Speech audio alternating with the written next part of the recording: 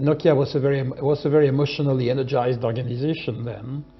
And second, what we also found is the real importance, and this is in a sense known, but I think we certainly saw it very vividly.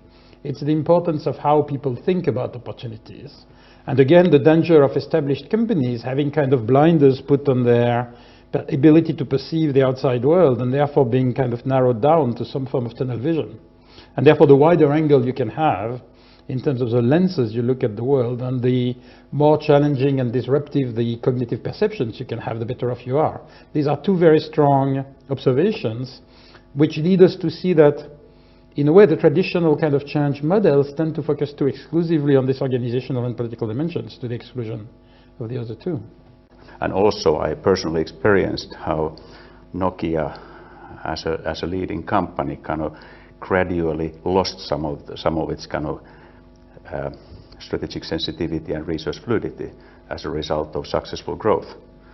It was in the first years, in the early 90s, it won over Ericsson and Motorola because of its strategic agility. Ericsson and Motorola both were very much kind of building their organization around comprehensive subsidiaries in each country in the world, and they have very strong business units with a lot of autonomy, whereas Nokia then built right on a kind of globally configured organization, production where it made sense, R&D where it made sense, much lighter and fast-moving organization. So you talk about agility, you talk about fluidity.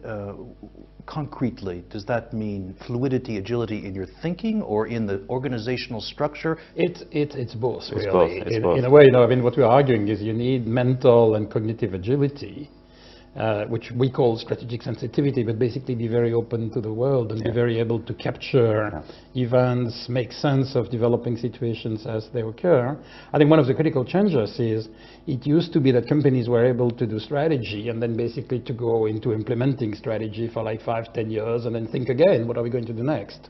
I think today it's very different. So you have this constant alertness, this constant awareness of what goes around you, and this constant mental sensitivity and agility. At the same time, that would remain just completely useless unless you also have this ability to redeploy resources fast. And that's where we come into the fluidity of resources, the ability to invest, to divest, to build businesses, to provide infrastructure, to have new businesses up and running in a few days, and also be able, if it doesn't work, to withdraw at limited cost and then do something else.